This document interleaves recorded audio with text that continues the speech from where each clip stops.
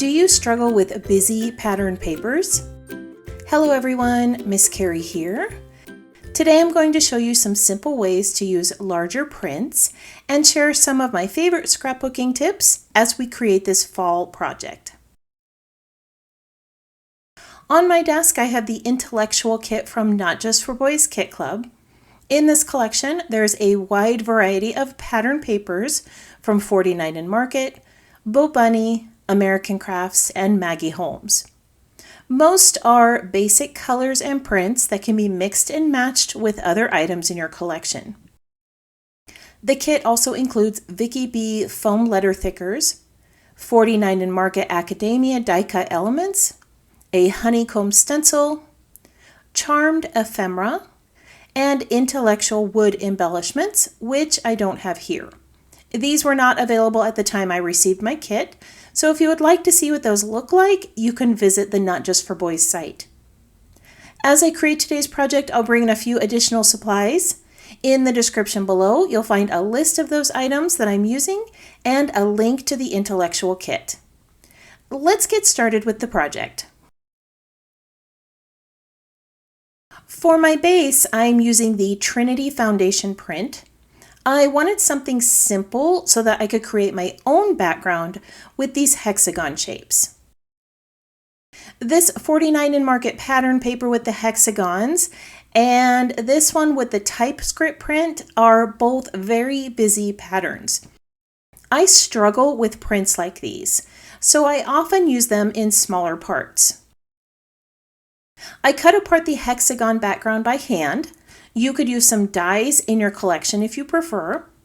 I also cut out a few hexagons from the typeset print. The larger hexagon pattern also has multiple yellow and orange hues, and I could have used those, but I felt like it would have taken focus away from the photo. I chose to stick to some basic colors and a little bit of green that matched my photo. Before I adhere these in place, I'm going to distress the edges. I considered adding stitching to the hexagons, but my sewing machine is currently packed away as I renovate my craft room, and I didn't have the time to hand stitch. I think these would look amazing with some embroidery thread around the sides or in between the shapes. If you're one who enjoys mixed media, you can also add some paints, sprays, inks, stenciling, or stamped images to your background before you lay the hexagons down. The kit does come with a hexagon stencil that would be a great one to use on this background. Cutting the hexagons apart and creating some white space is a great way to use this print, but it's still a very bold background. I really want to make sure that my photo remains the focal point, so I'm going to layer it over two of the wood grain photo frames from that Academia collection. To create some dimension, I'm adding thinner foam tape to the large frame and a thicker foam tape to the smaller one. Not only can pattern paper have busier prints, some have bold colors that are difficult for me to use in their entirety. The brighter Gone Fishing pattern from last month's kit was one that I didn't use because of the color, but it's going to be perfect for the chrysanthemum that I'm making. I used a die in my collection to cut all the pieces, and now I'm adding some shading with spiced marmalade and fossilized amber. The paper patterns that you struggle with most are often perfect for flower making, tags, tabs, frames, and die-cut embellishments. Flower and leaf elements created from bright prints can bring a bit of whimsy to a page. You can add a rustic touch by cutting your florals from vintage prints, or bring a bit of elegance to a page with black and white leaves. When I cut flowers from pattern paper, I add a bit of shading to separate the layers. To match the darker distress look of my page, I'm also adding some frayed burlap to the layers as well. You could add distressing with sandpaper or run a nail file along the edges of the petals. This die cut collection has a set of instructions that I'm following for assembly. The larger flower and smaller ones have quite a few pieces, and these photos are very helpful. As I finish putting these together, I would love it if you took a moment to let me know that you're enjoying today's project by tapping the thumbs up icon or leaving a comment below. I would also appreciate it if you tap the subscribe button or shared this video. My goal this year is to inspire more creators like you, and these actions will help my channel grow.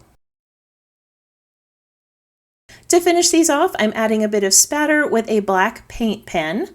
Once this dries, I'll add some detailing with a white gel pen, and then I'll add them to the page. Off camera, I adhered my page to the floral print from Maggie Holmes. This was another one in the kit that is a busy pattern, but it creates the perfect frame for my page. The color brings out all the details in the photo, and I love how well it pairs with geometric shapes. For my title, I'm adding a vellum tag and a ticket with gold embellishing from the Bo Bunny collection. This title says, "Together is my favorite place to be." To make this a little larger, I'm cutting a label in two and adhering the pieces above and below that title piece. Once they're in place, they create almost a hexagon-like shape that matches the pieces in the background. I'm going to layer these items on the right side of the photo and bring in a chipboard clip from the Academia collection. I'm going to add an identical tab near the top of the photo. These are both a sage green pattern, and they match that photo really well.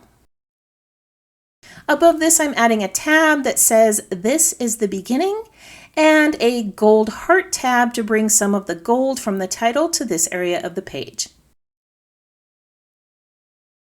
The titled and bold orange mums are perfect for this engagement photo. I can't believe that it's been over 5 years since this was taken. We are so blessed to have added another daughter to our family, and she's the perfect match for our son. I can't wait to see what the next 5 years will bring this couple.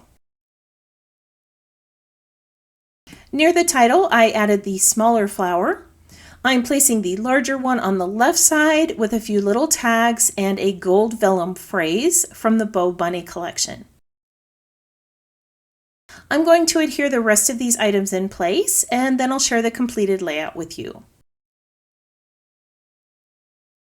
Off camera, I finished placing all the floral elements on the page. I forgot to mention that I also added that faded burlap ink to the edges of the leaves. This gives them the same distressed feel as the flowers. I brought in some twine to my tags over here and added little loops of twine on the opposite side near the title. To tie these two elements together, I cut this little banner piece in half and adhered one portion of the die cut over here and the smaller tail over here. This created a continuous horizontal line that leads your eye across the page.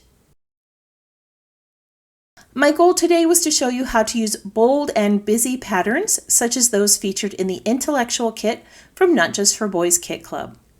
I often face challenges in incorporating these patterns into my projects. I've learned that cutting them into smaller sections for background details, incorporating them into floral designs, and framing pages with them can be excellent ways to make the most of the prints and patterns that you might not use. If you're one who enjoys pinning projects to inspiration boards, I've added still shots of this layout to my social media posts, website, and the Not Just for Boys blog for you to use. For more ideas using the Intellectual kit, head on over to the Not Just for Boys community on Facebook. I want to thank you for joining me today. I hope this project inspired you to try something new. If you have any questions about this project or the supplies I used, feel free to post those in the comments below. I hope you have a wonderful week, and I can't wait to see what you create.